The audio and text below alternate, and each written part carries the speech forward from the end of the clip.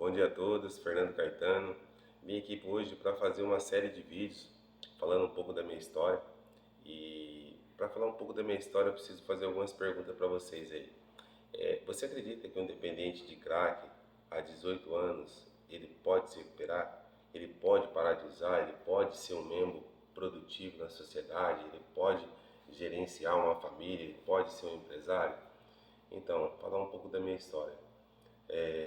Eu venho de uma família muito pobre, né? Minha mãe, meu pai morreu, eu tinha 5 anos, de idade. E minha mãe foi uma verdadeira guerreira, né? Que ela conseguiu aí gerenciar e cuidar de 4 filhos de forma plena, de forma que ela deu a melhor educação para todos. Só que eu quebrei, né? Todos os valores e todos os princípios que ela veio me ensinar, porque eu queria fazer parte de outro grupo. Eu queria fazer parte de um pessoal que já usava alguma substância, como cigarro, maconha. E para mim fazer parte daquele grupo, eu tive que experimentar. Eu tive que experimentar algumas drogas que me levaram a anos de destruição e devastação da minha vida, né? Eu, eu comecei com a maconha, da maconha eu fui para a cocaína, e da cocaína em 1996 foi quando eu conheci o crack pela primeira vez. E quando eu conheci essa droga, que é o crack, ali foi a total destruição. Ali foi algo assim que me dominou por completo. Ali foi algo que eu posso dizer assim que me escravizou. A gente imaginar uma pessoa que ela se torna escravo. Tem pessoas que são escravas do medo, tem pessoas que são escravos emocional, tem pessoas que são escravos de um relacionamento. Mas na dependência química foi algo destruidor na minha vida, porque tudo que eu via e tudo que eu pensava era relacionado a essa droga, ao crack. E ela me dominou por completo. Ela me dominou ao ponto de eu. Ela me dominou ao ponto que eu cheguei a tomar um tiro na cabeça e a bala ficou 1 centímetro de chegar na massa cefálica do cérebro. Eu fiquei na UTI por 30 dias e no quarto por mais 30. Só que na hora que eu saí da UTI, a primeira coisa que eu fui fazer foi buscar o crack. A primeira coisa que eu fui fazer foi voltar ao uso do crack, né? E ela foi me dominando a cada dia, cada vez mais. E para mim fazer o uso, eu tive que fazer pequenos furtos. Eu tive que buscar meios e caminhos, e um desses foi esses pequenos furtos, e outro também foi o tráfico. Então eu se envolvi por completo e sempre devendo para um traficante ali, para outro, e totalmente dominado por essa droga. Cheguei a ficar 7 anos preso também, e nesses 7 anos a gente sabe que a cadeia tem drogas, só não tem o crack, devido às disciplinas que tem lá dentro da cadeia. E continuei usando substância, no caso a maconha e a cocaína dentro da cadeia, por 7 anos. E quando eu saí, eu pensei na minha cabeça, ó, a única coisa que eu não vou fazer mais, eu não vou roubar, não vou mais traficar e não vou mais usar droga. Mas eu não sabia que eu era um dependente químico, né?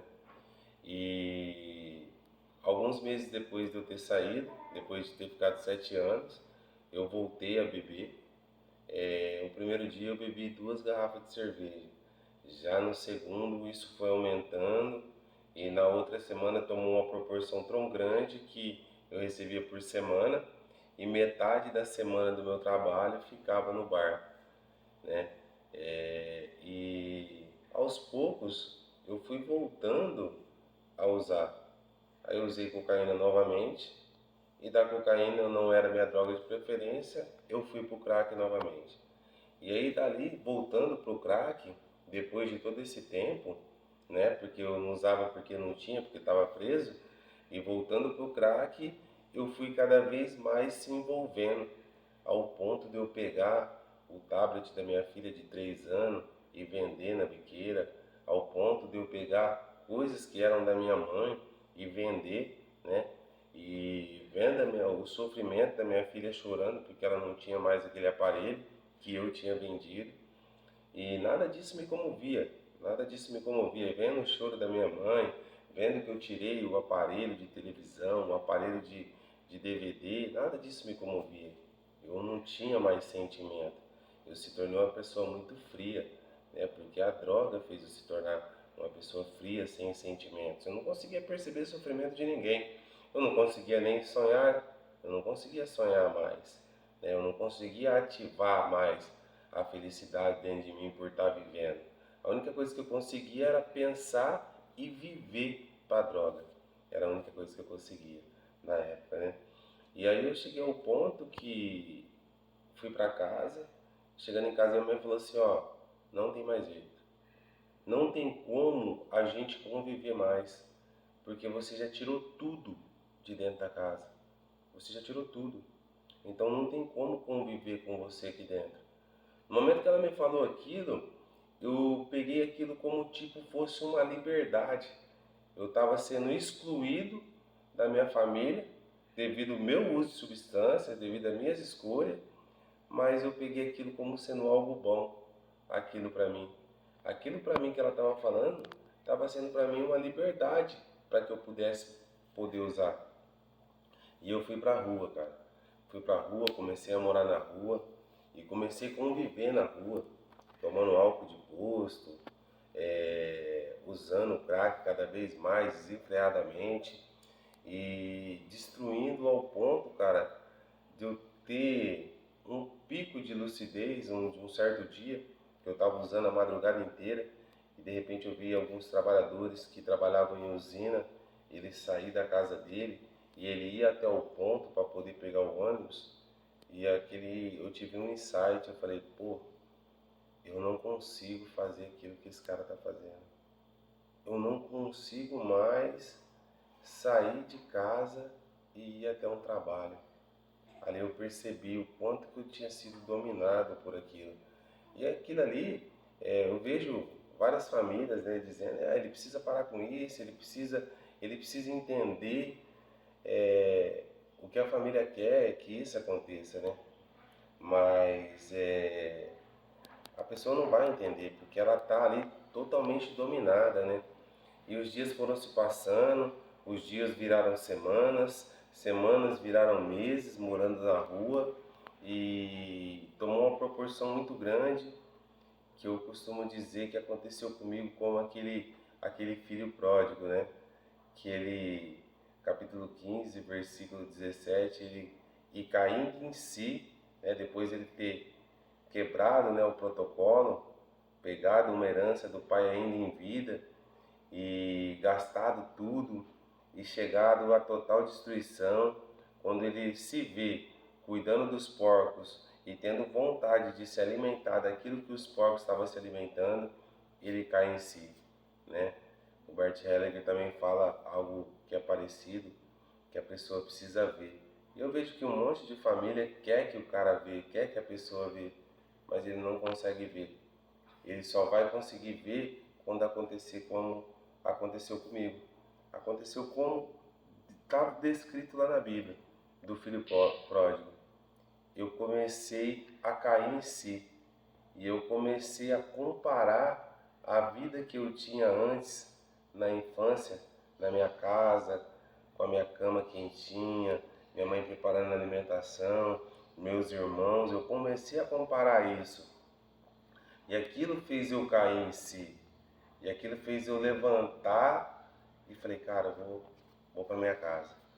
Vou pedir ajuda para minha mãe, porque não dá. Eu não aguento mais. E eu comecei numa discussão muito grande entre eu e Deus, cara. Eu falando, Deus, será que o Senhor me criou para isso? É para viver isso aqui? Esse é o final da minha história, aqui nessa favela, morando aqui na rua, vivendo dessa forma. E aí foi quando eu caí em si e eu fui até a minha casa e pedi ajuda para minha mãe. Só que eu tinha destruído tanto o relacionamento entre eu e meu irmão, porque tirava todas as coisas dele, cara. Ele era um cara que trabalhava todos os dias, eu tirava tudo que tinha lá. Então eu tinha destruído tanto que quando eu fui lá pedir ajuda, ela falou, eu quero te ajudar, mas aqui você não pode ficar, porque você e teu irmão tem essa briga, você tirou muitas coisas dele e vendeu. E eu conversei com ela, falei, mas eu quero ajuda. Aí ela falou assim, não, mas eu vou dar um jeito. A gente fomos até um CAPS, procuramos ajuda numa comunidade terapêutica, e só que para ir ia demorar uma semana. E a dependência do crack era tão grande que eu não ia aguentar uma semana. Uma semana eu ia voltar para droga e aquela ideia que eu tinha colocado na minha cabeça de parar, ela ia sumir. Porque o dependente químico ele é assim, ele coloca uma ideia na cabeça dele hoje, mas amanhã muda. Ele pegou uma condição melhor, ele saiu, recuperou a parte física, vai mudando. E eu sabia que aquilo ia acontecer comigo, porque já tinha acontecido várias vezes, né? Eu não tinha nunca conseguido ficar um dia limpo na rua. Então, onde eu decido, né? E ela falou, ó, vou fazer o seguinte, eu vou passar por cima de tudo e você vai ficar aqui em casa. Foi quando eu voltei para casa, ela me dopou de remédio e eu mesmo dopado de remédio, eu tentava levantar da cama, rastejando, para me tentar pular o muro. E eu ficava olhando assim, tinha uma churrasqueira elétrica, eu ficava pensando, eu vou pegar aquela churrasqueira elétrica, vou pular o muro e vou vender ela e vou usar. Esse era meu pensamento, mas eu não conseguia devido aos remédios. E quando ia se acabando o efeito do remédio, ela vinha com um suco, que nesse suco também depois eu fiquei sabendo que tinha um remédio também. E foi durante 5 dias ela foi fazendo isso comigo. Ela foi me dopando durante 5 dias. E aí chegou no quinto dia, era o dia de ir para a comunidade terapêutica. Foi onde eu cheguei lá, eu fui, entrei. E aí dentro da comunidade terapêutica são várias histórias, né? Mas aí a gente vai dar continuidade no próximo vídeo. Fiquem com Deus, um grande abraço.